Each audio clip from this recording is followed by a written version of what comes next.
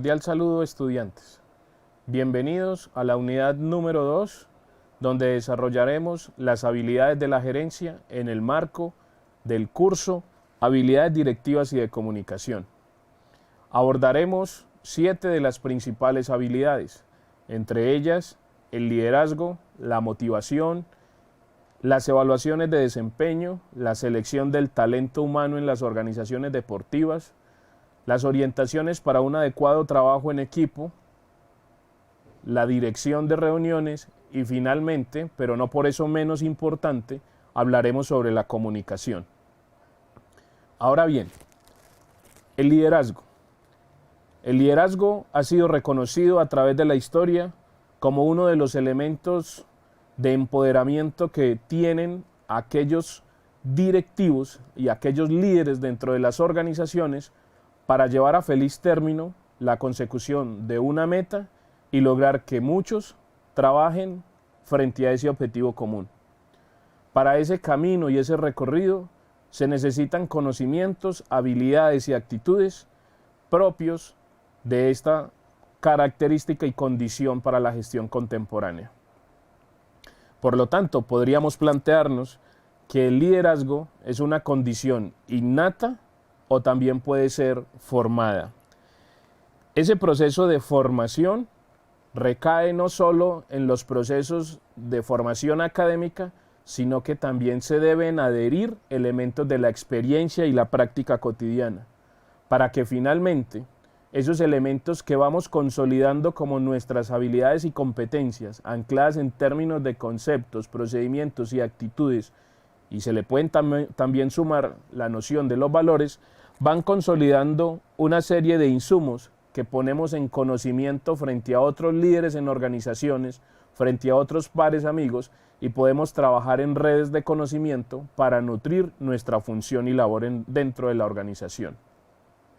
El liderazgo como tal es un fenómeno, por lo tanto, complejo, en la perspectiva de Edgar Morin.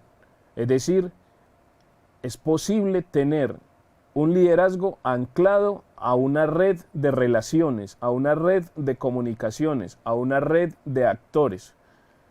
Eso hace que necesite la complementariedad y la intercomunicación desde la toma de decisiones hasta el acompañamiento metódico de las tareas y finalmente incidir en el grado de bienestar de quienes nos acompañan en las organizaciones deportivas.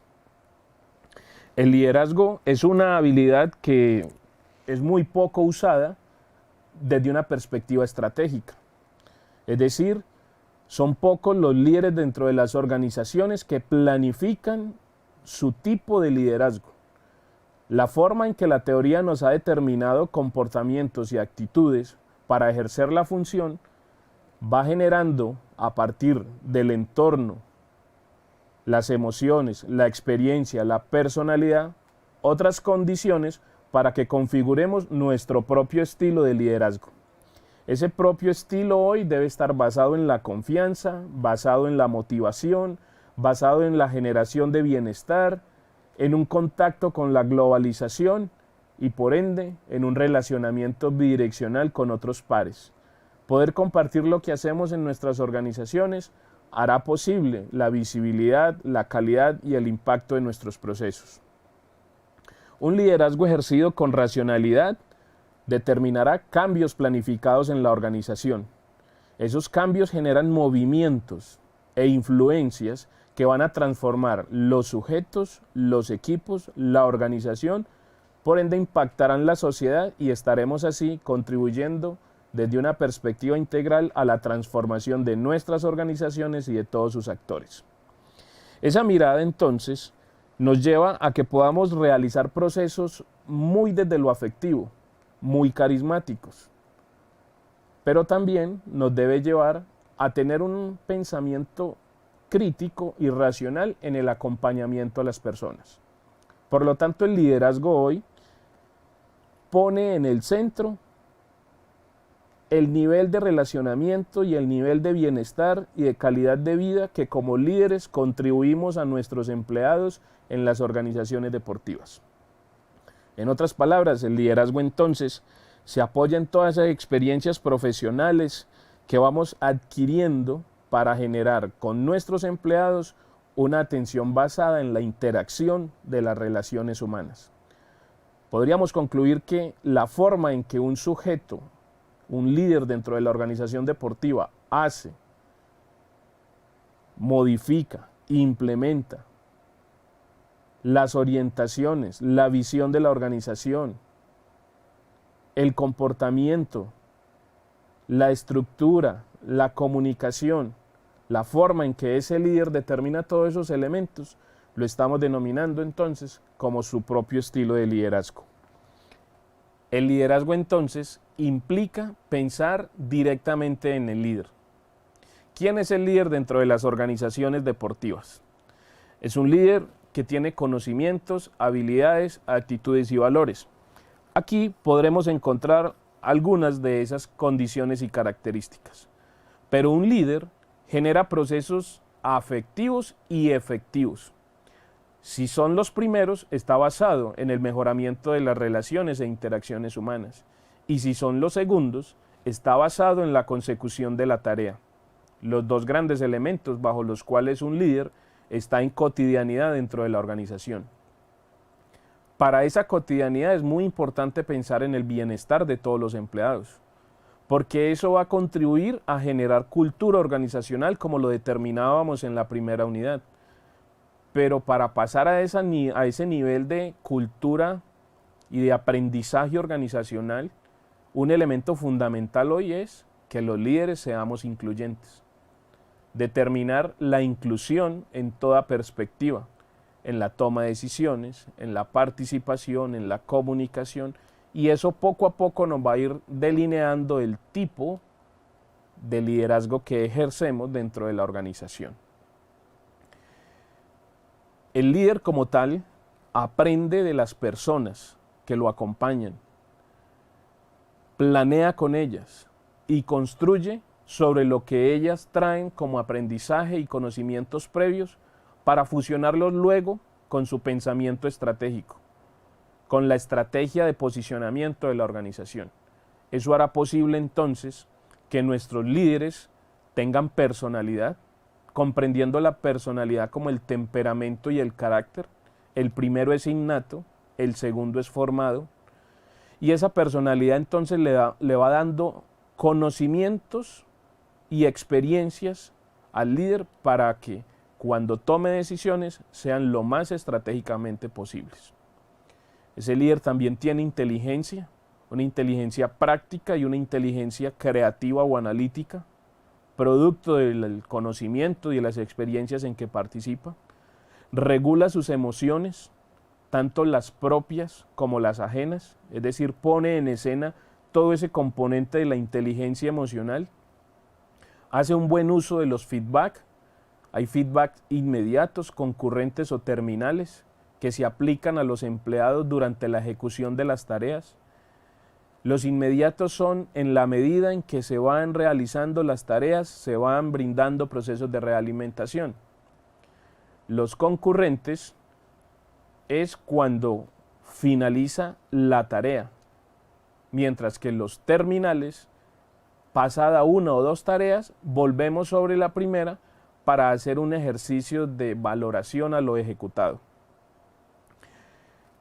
Podríamos concluir entonces que el líder tiene habilidades sociales para complementar todo el conocimiento con el cual ha llegado a la organización o todo el conocimiento que ha adquirido a través de procesos de formación permanente, profesional o posgradual.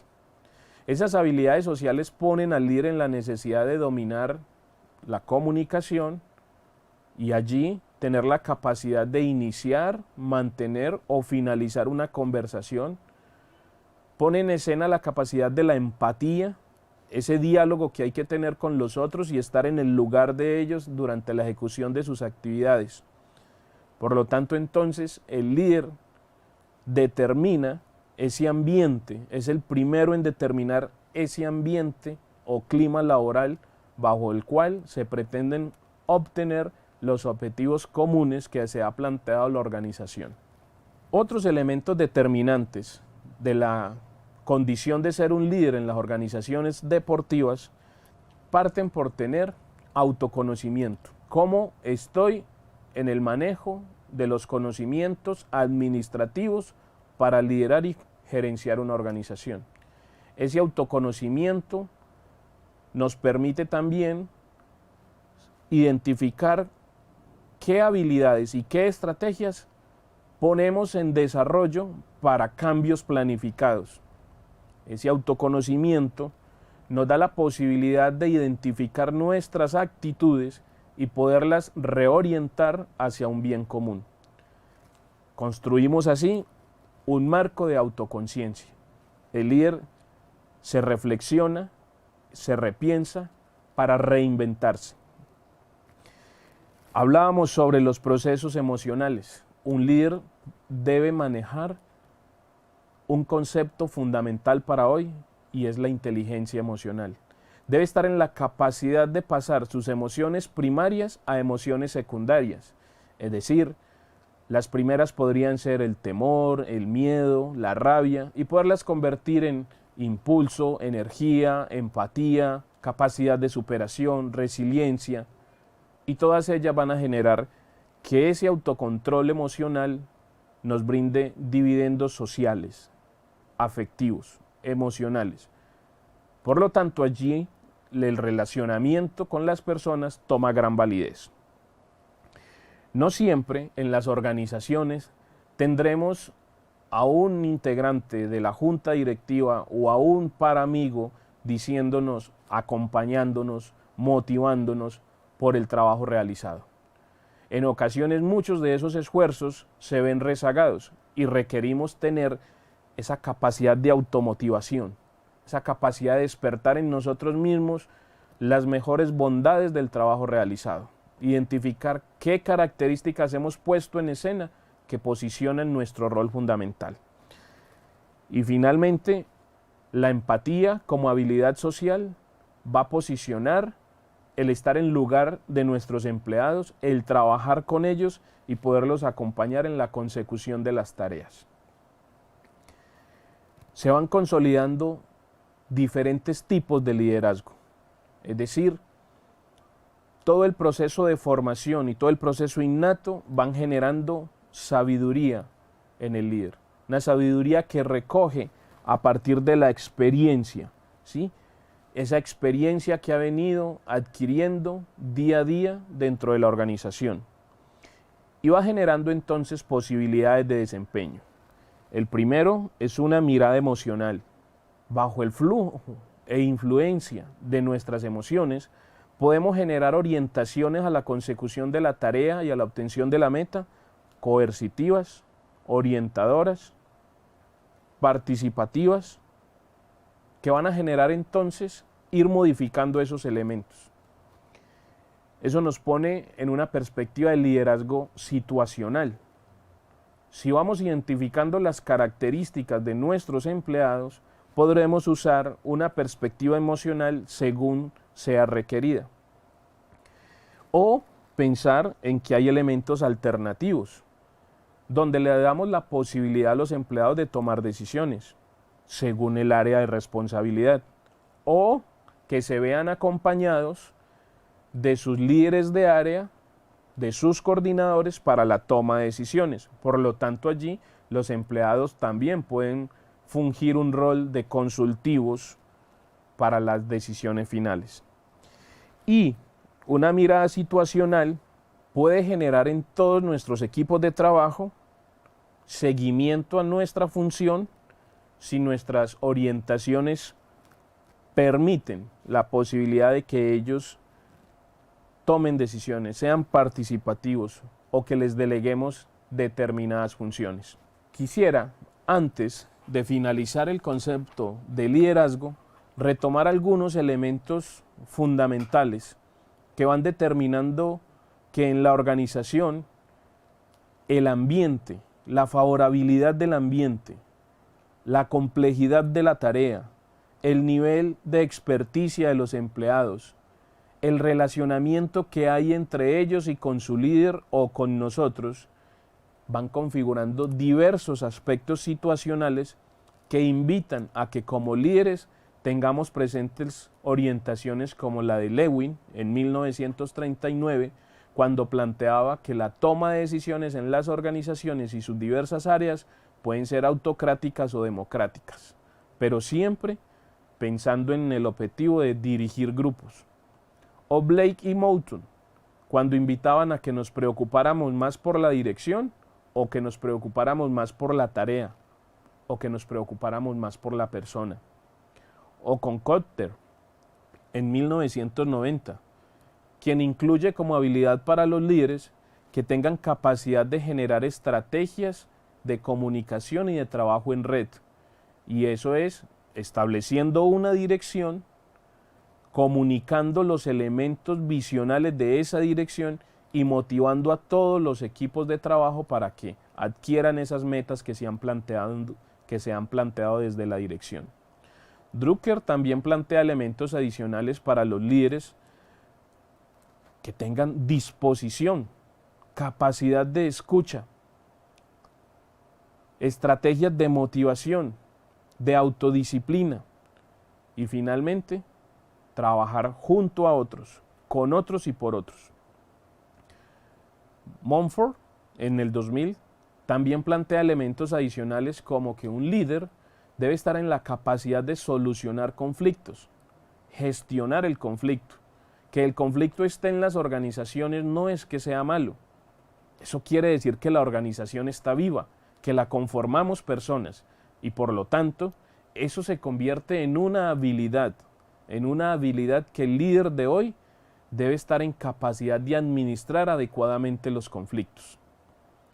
Esos elementos que allí se han puesto en escena van consolidando modelos de liderazgo. Hay modelos de liderazgo situacionales, participativos. Los primeros fueron impulsados en la década de los 60 por Hersey, donde plantea que el líder se comporta según las características individuales de sus empleados. A partir de la lectura de esas características, el líder puede delegar, incluir y participar a sus empleados en tomas de decisiones y finalmente persuadir en la dirección. Todo eso siempre encaminado en dos vías: la consecución de la tarea o el mejoramiento de las relaciones humanas al interior de la organización. Movernos hacia la una o hacia la otra de forma flexible hará entonces que tengamos un liderazgo situacional a partir de la contingencia que se presente. Contreras recientemente en el 2015 plantea también otro estilo de liderazgo, como es el liderazgo participativo. Allí se potencia mucho el trabajo en equipo. El líder se compromete con todos los subordinados o colaboradores e incluso hace actividades y tareas complementarias junto a ellos. Reconoce en especial las individualidades, capacidades y potencialidades de cada uno de sus empleados. Se apoya en ellas y a partir de ahí construye el futuro de su organización. También hay elementos adicionales como un modelo de liderazgo normativo, muy centrado en aspectos que afectan la situación, que implican la toma de decisiones o que en especial van consolidando el desempeño esperado. Otros elementos adicionales de vanguardia para un liderazgo contemporáneo implica tener en cuenta la noción de calidad en la relación. Ya no centrado en las relaciones humanas, sino pensar la estrategia de la calidad en esa relación humana. Esa calidad va determinada, según Aman y Hu en el 2011, por elementos de confianza, de respeto por el otro, de aceptación de su legítima diferencia. Eso determinará que hay más calidad en la relación humana dentro de la organización. Pero si esa relación va encaminada al cumplimiento de las tareas que hay estipuladas en el contrato laboral, se dice que allí hay menos calidad en la relación humana. Por lo tanto, la primera estaría basada en el afecto, y el afecto es el reconocimiento por el otro en su legítima diferencia, y la segunda basada en intercambio, es una especie de indiferencia, es una especie de participar de tareas y de cumplimiento de acciones en la medida en que recibo o un salario o un reconocimiento no estipulado dentro de la organización. También hay otro elemento adicional y es la incorporación del procesamiento de la información. Un líder hoy requiere que sus subalternos, sus colaboradores, sus empleados tengan la capacidad de adquirir, almacenar, recuperar y usar estratégicamente la información que la organización ha sistematizado racionalmente, críticamente, a través de indicadores o sistemas de información. Todo eso nos pone entonces una amalgama de posibilidades y de teorías de contingencia que finalmente vienen siendo estructuradas por otro modelo, como es la teoría del camino o de la meta.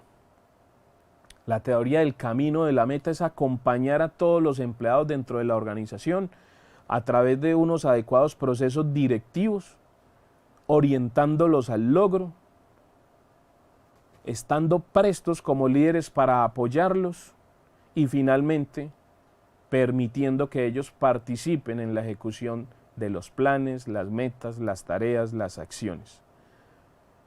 Podríamos decir entonces que una organización que hoy en día cuenta con un líder que reconoce las personas, que reconoce sus conocimientos, sus procedimientos, sus habilidades, sus actitudes, sus saberes, sus valores, es un líder que tiene claridades para acompañar a otros, para posicionar finalmente una perspectiva de liderazgo. Antes de pasar a nuestra segunda habilidad dentro de la organización, que es la motivación, quisiera referirme a dos conceptos: el liderazgo transformacional y el liderazgo transaccional.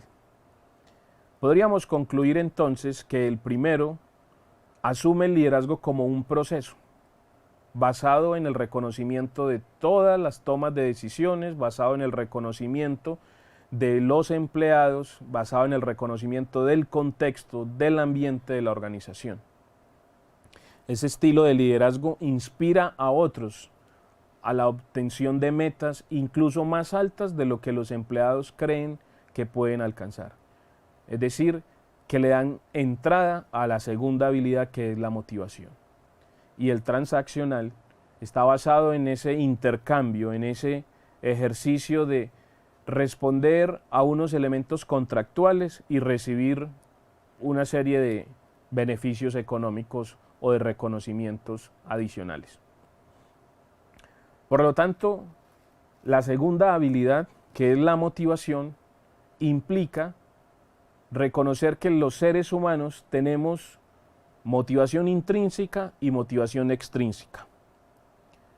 Las motivaciones intrínsecas parten de la persona, de las consideraciones, expectativas que ellos tienen frente a las tareas o dentro de la organización.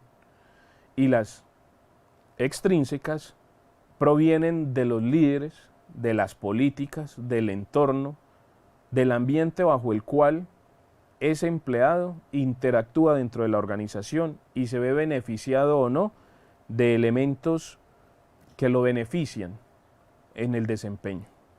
La motivación entonces es un factor determinante, fundamental, y es generarle un nivel de bienestar, un nivel de satisfacción a los empleados durante su estadía en la organización o en la ejecución de las tareas.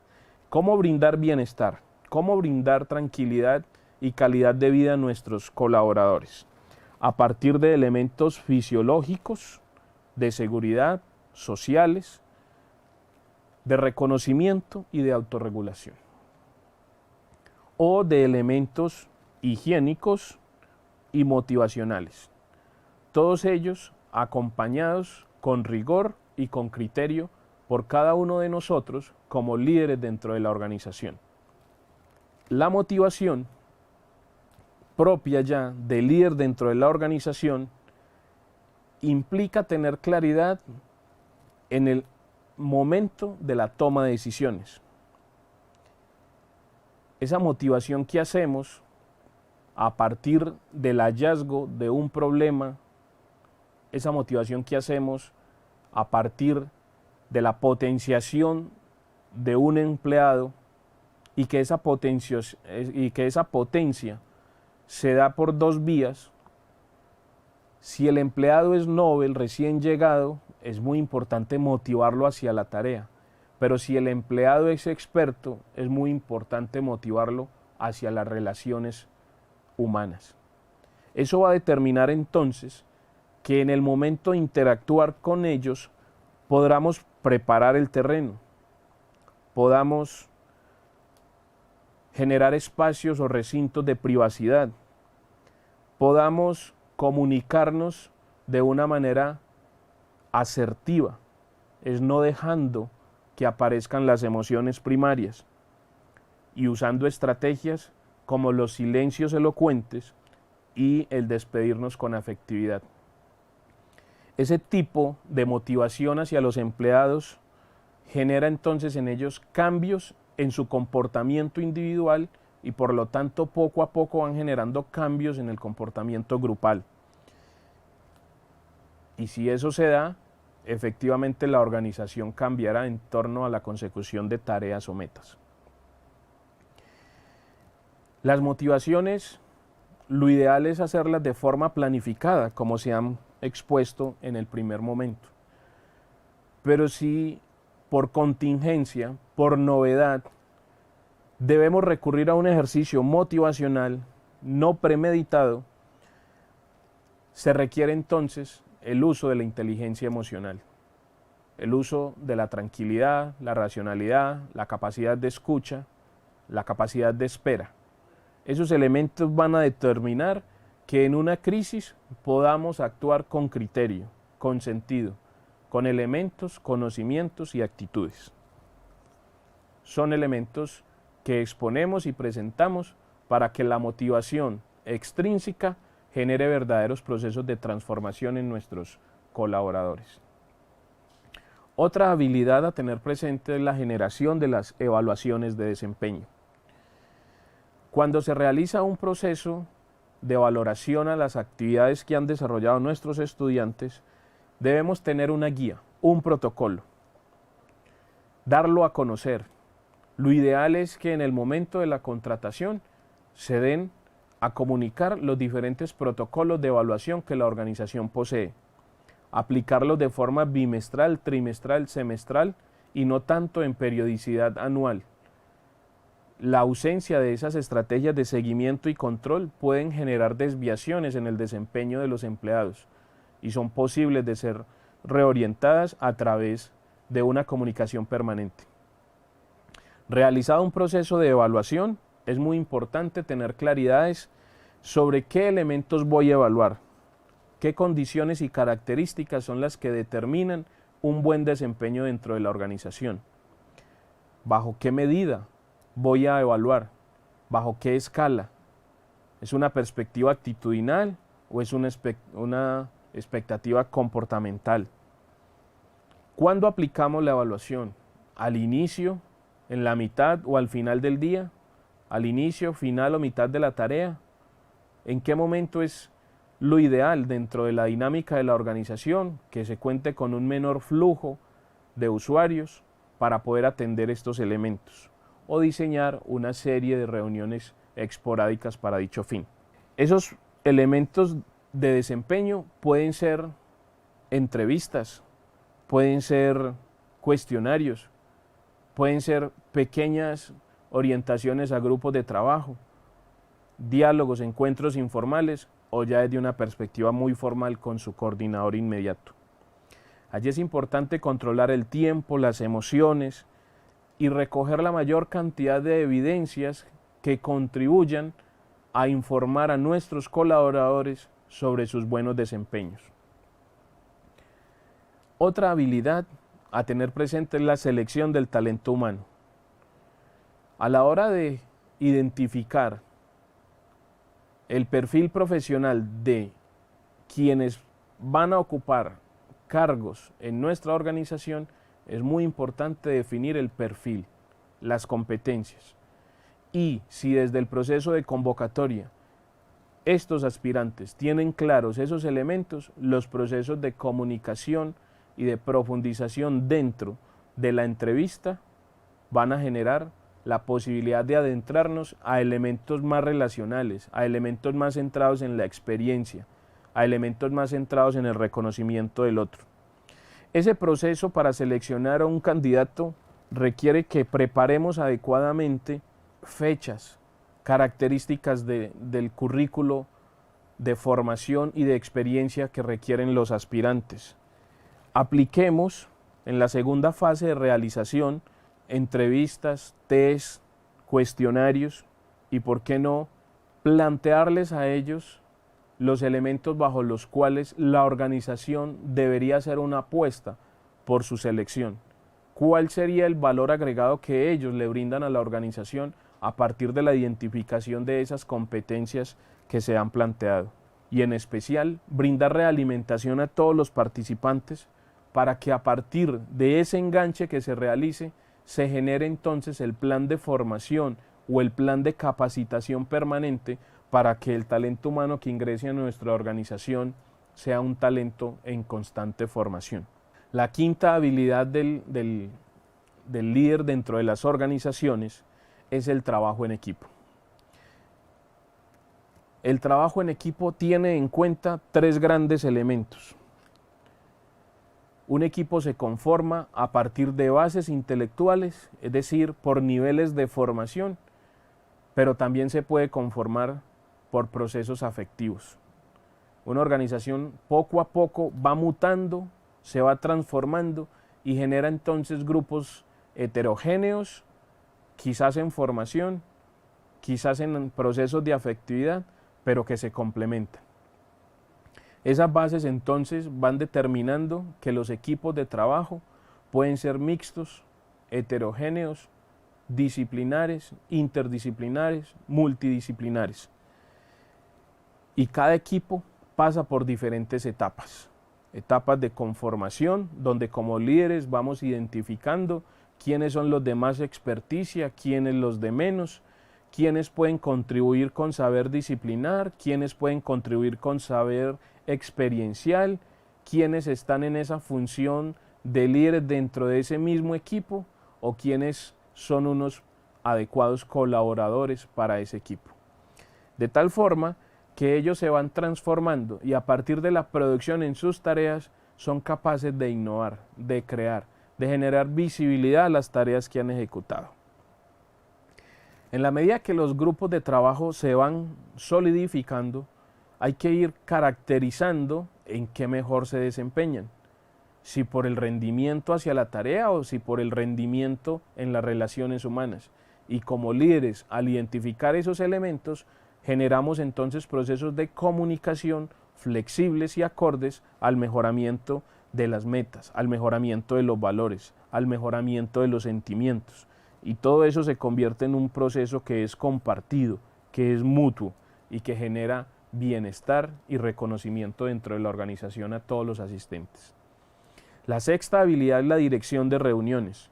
Cuando se dirige una reunión se debe tener un protocolo, hay que prepararla, teniendo previamente identificados los objetivos, los procesos, los eventos en los cuales vamos a generar la participación de todos los integrantes de la unidad laboral. Se planifican diferentes momentos, se planifican diferentes procesos, de tal forma que el desarrollo de los eventos o de las tareas esté planificado y preparado. El desarrollo de la reunión implica puntualidad, implica control de la intervención de los asistentes, implica manejo de emociones para evitar posturas negativas, para evitar procesos de realimentación fuertes y en especial saber esperar mientras los demás terminan sus procesos de participación, saber escuchar, tener una escucha analítica y crítica, pudiendo identificar los caminos importantes a tener presente en una próxima reunión.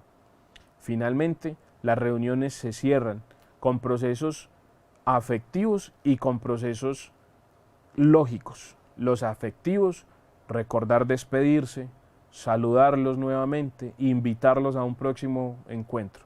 Los lógicos, llevando registros, generando evidencias fotográficas o generando memorias de lo allí realizado. Finalmente, pero no por eso menos importante, es invitarlos a que la habilidad de la comunicación, que también es una función del líder dentro de las organizaciones, sea manejada con el mayor criterio y rigor posible. La comunicación debe ser asertiva. Cuando entablamos diálogos con nuestros colaboradores, debemos tener un contacto visual mientras mi colaborador termina su intervención. Esperar a que él termine su mensaje y realimentarlo, generando preferiblemente 3 grandes momentos. El primero, ¿cuáles son esos elementos positivos que se identifican en el diálogo y que hay que potenciar? El segundo, ¿cuáles serían los elementos de mejora? ¿Cuáles son esas falencias a las que hay que estar prestos a mejorar en el diálogo que hemos tenido con nuestros subalternos? Y finalmente, como una especie de sándwich, la parte final estaría orientada a las posibilidades que desde nuestro liderazgo le vamos a determinar, y reconociendo la condición de nuestro colaborador, si vamos a orientar hacia la tarea o si vamos a orientar hacia el mejoramiento de la relación humana.